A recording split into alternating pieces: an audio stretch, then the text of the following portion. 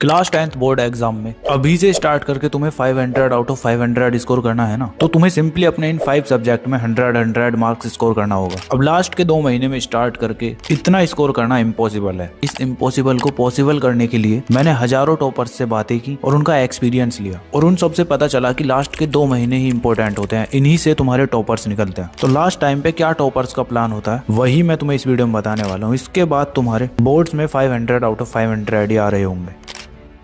So hi everyone, this is Mukul Bhardwaj और आज की वीडियो में हम बात कर रहे होंगे how to score 500 out of 500 in class 10th from today. तो सबसे पहले मैं तुम्हें एग्जैक्ट डेली रूटीन बताने वाला हूँ और उसके बाद फिर सब्जेक्ट वाइज स्ट्रेटजी होगी। चलो फिर स्टार्टिंग करते हैं सबसे पहले रियलिटी चेक से। तो तुम्हारे माइंड में अब भी होगा कि अभी से पढ़ के ला सकते हैं क्या 500 आउट ऑफ 500? तो मेरा सिंपली आंसर है यस। और ये कोई मैं ऐसे ही हवा में नहीं बोल रहा, इसके लिए तुम्हें उस लेवल का हार्ड वर्क भी करना पड़ेगा। अगर तुम उस चीज के लिए रेडी हो तो फिर चलो फिर बताता हूँ और क्या क्या करना है अब तुम्हें। तो सबसे पहले तुम्हारा आता है 60 डेज रोड मैप, जिसके अंदर तुम्हारे पास दिसंबर होगा और जनवरी। तो पूरे दिसंबर में तुम्हें क्या करना है कि तुम्हें सबसे पहले फुल थ्योरी प्लस जितने भी तुम्हारे टेक्स्ट बुक में एग्जाम्पल्स है ना, उनको कंप्लीट करना है। मतलब कि सिंपल सी बात है, तुम्हें अपने सिलेबस को कंप्लीट करना है। अब सिलेबस कैसे कंप्लीट करना है उसके लिए मैं तुम्हें पूरा सब्जेक्ट वाइज स्ट्रेटजी बताऊंगा। मैथ्स की अलग होगी, साइंस की अलग, सोशल साइंस की अलग और हिंदी इंग्लिश की अलग, जो कि तुम्हें इसी वीडियो में देखने को मिलेगी। ठीक है, तो दिसंबर में तुम्हें अपना पूरा सिलेबस कंप्लीट करना है। 30 दिन के अंदर तुम अपने सभी चैप्टर्स को कैसे कंप्लीट करोगे, अगर इसके लिए वीडियो चाहते हो तो कमेंट कर देना, मैं डे वाइज और चैप्टर वाइज प्लान तुम्हारे लिए रेडी कर दूंगा। ठीक है, इसके बाद तुम्हारा आता है नेक्स्ट मंथ जनवरी। तो इसके अंदर तुम्हारा फोकस होना चाहिए सिंपली रिवीजन प्लस प्रैक्टिस पर। इसके अंदर तुम बस सैंपल क्वेश्चन पेपर्स लगाओगे और रिवीजन करोगे बस। तो इन 2 मंथ्स में तुम्हें ये करना है। इसके बाद आता है तुम्हारा सेल्फ स्टडी आवर्स। पूरे दिन में तुम्हें इन सब्जेक्ट को कितने कितने घंटे पढ़ना है, चलो बताता हूँ। तो देखो, सबसे पहले आता है तुम्हारा साइंस। तो साइंस को तुम 1 घंटे के लिए पढ़ रहे होगे। उसके बाद आता है तुम्हारा मैथ्स। तो मैथ्स को भी 1 घंटा और सोशल साइंस को भी 1 घंटा। फिर उसके बाद आते हैं तुम्हारे हिंदी इंग्लिश। तो हिंदी इंग्लिश को तुम 30 मिनट पढ़ रहे होगे। तो टोटल तुम्हारी 4 आवर्स की सेल्फ स्टडी होगी। एंड बाकी का जो तुम्हारा फ्री टाइम बच जाता है ना, उसके अंदर तुम क्वेश्चंस की प्रैक्टिस करोगे बस। बाकी पीवाईक्यूज के लिए तुम ये वाली बुक ले सकते हो, पीडब्ल्यू की। और बात रही सैंपल क्वेश्चन पेपर्स की, तो उसके लिए लोगे तुम फिजिक्स वाला का ये सैंपल क्वेश्चन पेपर। सबसे यूनिक होने वाला है ये तुम्हारा। वो कैसे आओ बताता हूँ। देखो, इसके अंदर सबसे पहले तुम्हें मिलेंगे फ्रीक्वेंटली आस्क्ड क्वेश्चन, उसके साथ exam ready answering template that score, और उसके साथ साथ CBSE 2025 कॉम्पिटेंसी बेस्ड फॉर्मेट तो तुम्हें इसके अंदर मिलेगा ही। और रिवीजन के लिए शॉर्ट नोट्स यानी चीट सीट तुम्हें इसके अंदर मिल रही होगी। और बोनस के तौर पर 111 मोस्ट प्रोबेबल क्वेश्चंस जो कि एनालाइज्ड एंड सिलेक्टेड PYQs से हैं। अगर एग्जाम से 1 दिन पहले रिवीजन करना है तो इनको कर लो, बस इनफ है। और क्वेश्चंस के जो सॉल्यूशंस है ना, उनमें आंसर राइटिंग पर बहुत ही अच्छे से ध्यान दिया गया है। तो इतना कुछ तुम्हें और किसी सैंपल क्वेश्चन पेपर में नहीं मिलने वाला। और मेरी मानो तो अभी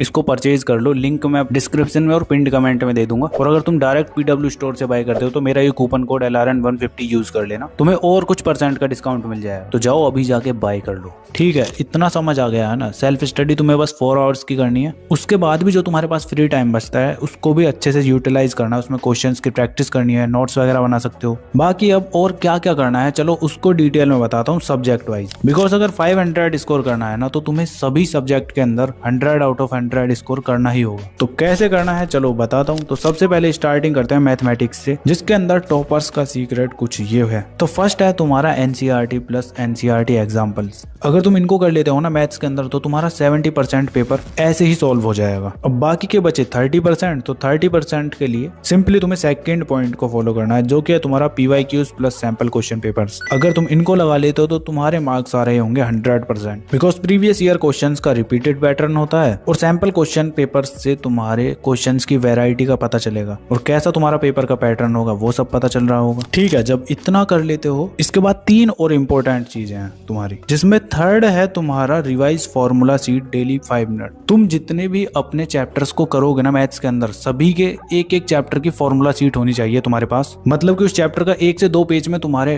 फॉर्मूला कंप्लीट हो जाने चाहिए और उनको तुम्हें डेली रिवाइज करना है और क्वेश्चंस की प्रैक्टिस करनी है। और क्वेश्चंस की प्रैक्टिस के लिए ही तुम्हारा ये 4th पॉइंट है, जिसके अंदर तुम्हें अपने 40 से 50 क्वेश्चंस पर चैप्टर्स के सॉल्व करने ही करने हैं। ठीक है, एंड फिर आता है तुम्हारा 5th पॉइंट, जो कि है आंसर राइटिंग के ऊपर। इसके अंदर तुम्हें अपने मैथ्स के जितने भी आंसर लिखने हैं ना, वो स्टेप वाइज लिखने हैं। बिकॉज आंसर राइटिंग भी तुम्हारा गेम चेंजिंग होती है बोर्ड एग्जाम में। तो सिंपली तुम्हें इन 5 पॉइंट्स को मैथ्स के अंदर ध्यान रखना है, यही तुम्हें फॉलो करने हैं बस, ज्यादा कुछ नहीं करना है। यही मस्ट डू थिंग्स हैं तुम्हारी। इन्हीं की हेल्प से तुम अपने बोर्ड एग्जाम में 100 आउट ऑफ 100 स्कोर कर लोगे। अब यहाँ तक बात होगी है मैथमेटिक्स की। अब आता है तुम्हारा साइंस। तो साइंस के अंदर यार तुम्हें कैसे 100 स्कोर करना है चलो बताता हूँ। तो सबसे पहले तुम्हारी इसकी मस्ट डू थिंग्स ये 4 होने वाली है, जिसके अंदर तुम्हारा फर्स्ट है read NCERT plus NCERT questions. मतलब तुम्हें साइंस के अंदर एनसीईआरटी को पढ़ना भी है लाइन बाय लाइन, और साथ में उस एनसीईआरटी के क्वेश्चंस को भी सॉल्व करना है। बिकॉज बताया था ना 70% तो तुम्हारे यहीं से आ जाएंगे, बाकी के बचे हुए 30% कहाँ से आएंगे वो भी तुम्हें ऑलरेडी पता है। ठीक है, तो फर्स्ट मस्ट डू थिंग के अंदर तुम्हें करना था एनसीईआरटी पढ़नी थी और उसके क्वेश्चन सॉल्व करने थे। इसके बाद सेकंड है तुम्हारी डायग्राम्स प्रैक्टिस। अब साइंस के अंदर यार तुम्हारे डायग्राम्स वाले क्वेश्चंस के अंदर फ्री के मार्क्स मिलते हैं, तो इसको ये समझ के मत छोड़ देना कि यार ड्राइंग तो मेरी बेकार है, छोड़ो क्या कुछ फायदा ही नहीं है इनसे। अच्छे से तैयार कर लेना, पहले डेली एक डायग्राम की प्रैक्टिस करो। ठीक है, इसके बाद थर्ड तुम्हारी मस्ट डू थिंग है इसके अंदर reaction bank plus formula bank. अब ये रिएक्शन बैंक क्या है, फॉर्मूला बैंक क्या है, चलो अच्छे से एक्सप्लेन करता हूँ। अब रिएक्शन बैंक है तुम्हारा कि केमिस्ट्री के जितने भी तुम्हारी रिएक्शंस है ना, इंपॉर्टेंट हो या ना हो, उन सभी को तुम एक अलग नोटबुक के अंदर लिख रहे होगे, जिसका नाम तुम रख रहे होगे रिएक्शन बैंक। ठीक है, ऐसे ही तुम्हारा फिजिक्स के जितने भी फॉर्मूलाज होते हैं उनको तुम अलग एक नोटबुक में लिख रहे होगे, उसका नाम तुम रख रहे होगे फॉर्मूला बैंक। तो अगर तुम्हारे पास ये दोनों चीजें होती है ना, तो रिवीजन करने के लिए यार तुम्हें बिल्कुल भी एफर्ट नहीं मारना पड़ेगा, इन्हीं को उठाओगे और अच्छे से जल्द रिवाइज कर लोगे।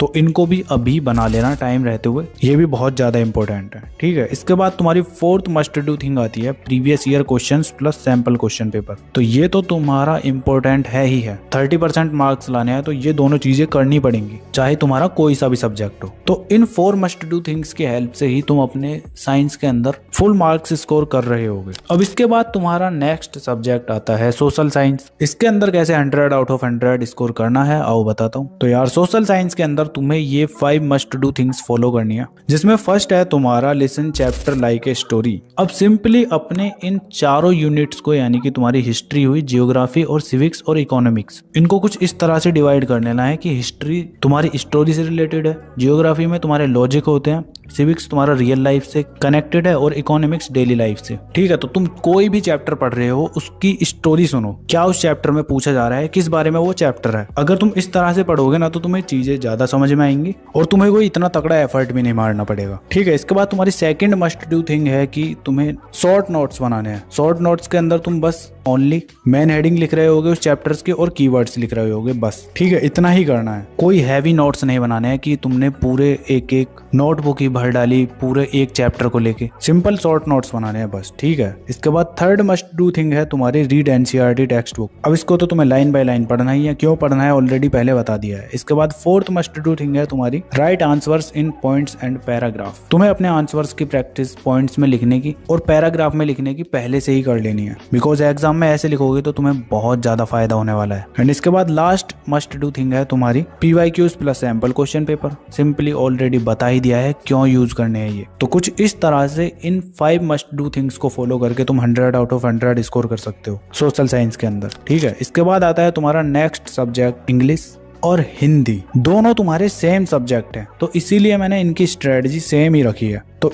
इन दोनों सब्जेक्ट के अंदर तुम्हें ये 4 मस्ट डू थिंग्स फॉलो करनी है, जिसके अंदर फर्स्ट है तुम्हारा लिटरेचर या फिर साहित्य। इस वाली यूनिट के लिए तुम्हें बस अपने चैप्टर्स की समरी पता करनी है, यानी कि वही याद करनी है, उसी के हेल्प से तुम अपने क्वेश्चन आंसर्स को कर रहे होगे, मतलब बना बना के लिखोगे। इंग्लिश में तुम्हारा लिटरेचर होता है और हिंदी में तुम्हारा साहित्य। समझ गए ना, बस समरी पता करनी है चैप्टर की। इसके बाद सेकंड मस्ट डू थिंग है तुम्हारी ग्रामर के लिए। तो इसके अंदर तुम्हें बस प्रैक्टिस करनी है। इंग्लिश में तुम्हारा ग्रामर है और हिंदी में व्याकरण, बिकॉज इसके अंदर जो तुम्हारे एडिटिंग वगैरह और डिटर्मिनर्स होते हैं ना, उनकी जितनी ज्यादा प्रैक्टिस करोगे तो तुम्हें ज्यादा फायदा होगा। ठीक है, तो यही करना है, बस प्रैक्टिस करनी है तुम्हें ग्रामर और व्याकरण के लिए। अब थर्ड मस्ट डू थिंग है तुम्हारी राइटिंग और लेखन वाले पोर्शन के लिए। इसमें यार बस तुम्हें अपने लेखन का या राइटिंग का पैटर्न पता करना है, यानी कि फॉर्मेट पता करना है। अगर तुम्हें वो आ जाता है ना तो तुम्हारा काम हो जाएगा। लेटर, रिपोर्ट्स और नोटिस ये सभी तुम्हारे एक ही पैटर्न पर लिखे जाते हैं, बस लैंग्वेज चेंज हो जाती है। तो सिंपली तुम्हें वही पता करना है। राइटिंग स्किल के लिए बस यही है काफी। अब बाकी तुम्हारा दोनों सब्जेक्ट के लिए फोर्थ मस्ट डू थिंग है PYQs plus sample question papers. ये भी तुम्हें लगाने ही लगाने हैं। तो बस इतना ही करना है हिंदी इंग्लिश के लिए, इसी से काम हो जाएगा और तुम्हारे इन दोनों सब्जेक्ट के अंदर 100 आउट ऑफ 100 स्कोर हो रहा होगा।